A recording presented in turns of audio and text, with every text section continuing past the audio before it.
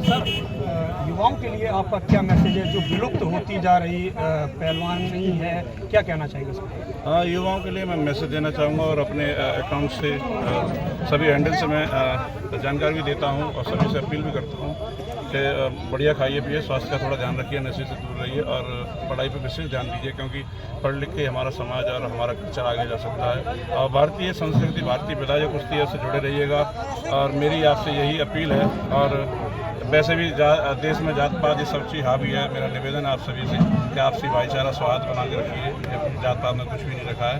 और युवाओं से खास कर कहना चाहूँगा इन सारी चीज़ों से थोड़ा दूर रहिए, अपने फ्यूचर पे ध्यान दीजिएगा और अपने आप को बढ़िया बेहतर बनाने के लिए, बेहतर लाइफ जीने के लिए आपको पढ़ाई पर थोड़ा फोकस करना है और साथ ही साथ अपने स्वास्थ्य पे खाइए पिए, मस्त रहिए। धन्यवाद। सर मैं कहना चाहूँगा कि जो युवा अधिकतर समय मोबाइल में देते हैं, मोबाइल के बारे में आपका क्या कहना है? पहलवान बनने के लिए मोबाइल का कितना यूज़ करना चाहिए और कितना दूर रहना चाहिए?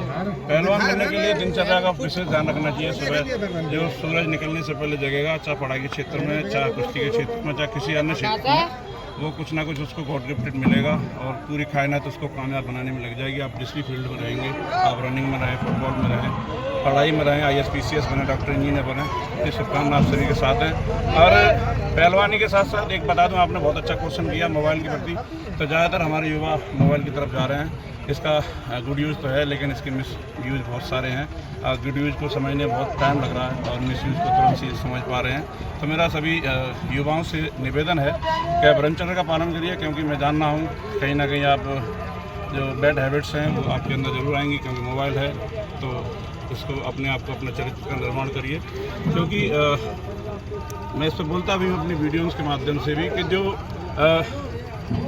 अगर आप बढ़िया खाएंगे पिएंगे तो अस्पुष्ट तो रहेंगे ही, लेकिन साथ ही साथ अपने ब्रह्मचर्य पालन कीजिए। ब्रह्मचर्य आई मीन्स से सेक्सुअल एक्टिविटीज़ में मत रहिएगा और थोड़ा चरित्र का निर्माण करिए और आपके भविष्य का निर्माण अपने आप हो जाएगा। बहुत अच्छा। सर मैं जानना चाहूँगा कि आप क्या डाइट पहलवानों को अपने अखाड़े में कराते हैं, तो मैं दर्शकों को उस डाइट का पालन करने के लिए कहूँगा, कुछ कहेंगे डाइट के बारे में? डाइट के बारे में मेरा अखाड़ा है श्री बजरंग कुश्ती अखाड़ा, हमारा सेवा ट्रस्ट अक्सोली, तहसील सिकंदराबाद, जिला हाथरस। और डाइट के बारे में तो ये सुबह व्यायाम करिए, उसके बाद में बादाम का सेक पीजिए और थोड़ा देर बाद फिर खाना खाइए। खाना खाने के बाद दूध और हेल्दी फूड्स खाइए, जंक फूड से बचिएगा। और ख़ासकर फिर अपील करूँगा आपसे कि नशे से बहुत दूर रहिएगा, क्योंकि नशे से ही हमारा देश बर्बाद होता जा रहा है। युवा आपने देखा होगा जवान होने से पहले बुढ़े होते जा रहे हैं। मेरी शुभकामना आप सभी के साथ है। जय हिंद, जय भारत, जय श्री राम, जय श्री राम। सर जैसा कि आपने बताया कि ड्राई फ्रूट से हमारे यहाँ आमतौर पर गरीब लोग अवॉइड नहीं कर पाते हैं, मतलब प्रेफर नहीं कर पाते हैं, तो मैं चाहूँगा कि ड्राई फ्रूट के अलावा ऐसा कौन सा वो है जो हम बच्चों को मतलब कम बजट में, जो किसान के बच्चे हैं जैसे ड्राई फ्रूट नहीं ले सकते, उनके लिए क्या डाइट होनी चाहिए? किसान के जो बच्चे हैं, सबसे पहले तो उनको सबको ब्रह्मचर्य का पालन नहीं करना चाहिए, क्योंकि आप स्वर्ण मौसम भी खा लीजिए, अगर ब्रह्मचारी नहीं है तो कुछ होगा भी नहीं। आप मौसम डेली खाएंगे तब भी कुछ नहीं होगा। और दूसरी बात है कि सबसे आसान बहुत ही आसान है, दूध का आजकल सबको मिल जाती है, दूध में सारी चीज़ें हैं। और मौसम के फल खाइएगा, आजकल तो सेब बहुत सस्ता सा भी होता जा रहा है, सेब यूज़ करिएगा और हरी सब्जी खाइए। और फिर मैं आपसे बार बार अपील इसीलिए करता हूँ, मुझे पता है कल्चर हमारा कहाँ जा रहा है।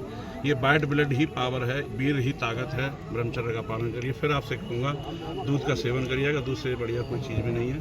और जैसे एक फॉर एग्जांपल मान लीजिए आपने बहुत से वेस्टर्न कल्चर को फॉलो कर रहे हैं, अंडा और मीट भी खाते हैं, तो मैं बता दूँ मैं वेजिटेरियन हूँ, मैं ना तो अंडा खाता ना मीट खाता। और जो वेस्टर्न कल्चर है जहाँ पर दूध नहीं है, उन सब के लिए ज़रूरी है।